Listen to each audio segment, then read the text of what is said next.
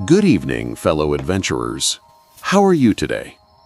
I hope you're doing well and ready to journey through time together with Nightly Historian. Far in the north, where the ocean freezes and the sun barely rises, a battle was fought that history rarely mentions.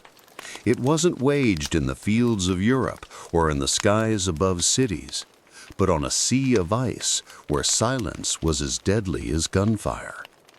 To the men who sailed there, it was known simply as the Arctic Convoys, but among those who survived, another name took hold: the Convoy to Hell. Each ship carried more than just cargo. They carried hope, tanks, ammunition, food, and fuel bound for the Soviet Union, fighting for its life on the Eastern Front. On a map, the route looked simple: from ports in Britain to Murmansk and Arkhangelsk in northern Russia. But in reality, it was a journey through storms, minus 40 degrees Celsius temperatures, and relentless attacks from submarines, bombers, and destroyers.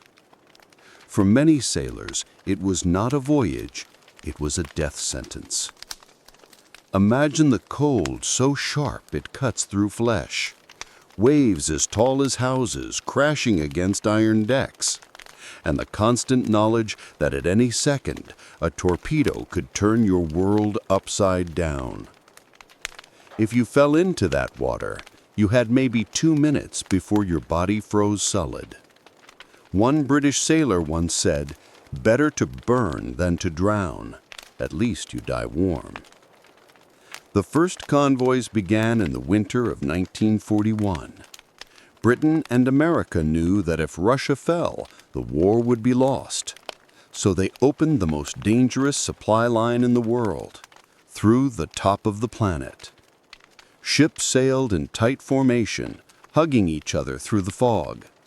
Around them drifted mountains of ice, tall as skyscrapers, moving silently like ancient giants. There was nowhere to hide in the Arctic, no land to shelter behind, only open water and a gray sky that never seemed to end. From above, German reconnaissance planes tracked them. They radioed coordinates to the bases in occupied Norway, where U-boats waited like wolves in the deep. At night, the sky lit up with tracer fire and the orange glow of explosions. The frozen sea turned into a flickering stage of flame, ice, and death.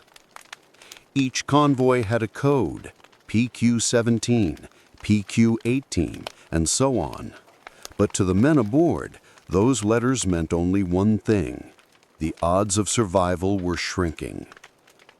PQ-17 became the most infamous of them all. Of 35 ships that left Iceland, only 11 made it to Russia. The rest vanished beneath the waves, victims of torpedoes and bombs. A young officer wrote in his diary, "We could hear the screams from the ship ahead, but we could do nothing. The sea closed over them like a hungry beast." The choices were cruel. To stop and rescue survivors meant risking your own ship and everyone aboard. Many captains had to sail on, leaving men to freeze behind them. Inside the dark radar rooms, operators stared at screens, their eyes burning from exhaustion. Every faint blip could be a submarine or just a ghost signal from the storm. In occupied Norway, German officers called this route the Golden Corridor. They knew that every ship sunk meant fewer supplies for the Soviet defense. But even they feared the Arctic, for it devoured U-boats as easily as men. Sometimes, nature was a more ruthless enemy than war itself. With the sun gone for weeks, sailors lost all sense of time. "We didn't know day from night," one American radio operator wrote, "only that we were still alive. For now." Magnetic storms scrambled compasses. Ice froze guns solid. Sheets of frozen water built up on deck so heavy that crews had to smash it off with hammers before the ship capsized. And yet, Amid the misery and the silence, humanity endured. Men shared frozen bread, a single cigarette, or a cup of tea that was never quite warm. They wrote letters home with shaking hands, knowing most would never be sent. Years later, some of those letters were found in naval archives, salt stains still visible on the paper. When the British destroyer HMS Trinidad was hit by a torpedo and burst into flames, nearby ships tried desperately to save its crew. "We saw them jump into the sea," one survivor recalled. "They were frozen before they could swim." From the clouds above, German bombers descended like hawks, engines howling through the snow. But even as ships burned, guns fired back. There was defiance. Quiet, cold, unwavering defiance. For in that frozen wilderness, courage was the only warmth left. Each vessel that reached Murmansk carried more than supplies. They carried proof that even in the edge of the world, the will to fight remained. When the first convoy finally docked, Russian civilians wept. They knew that without those shipments, their cities might not survive the winter. To the sailors, it wasn't a grand victory, just relief. They had endured something few could understand and fewer could describe. The convoys continued through the rest of the war. Each departure was a coin toss between life and death. And still they went, again and again, until the ice melted into history. Most never received medals or recognition. Their names rarely appear in history books. But to those who know, they are the unsung heroes of the Arctic, men who fought both man and nature and refused to surrender to either.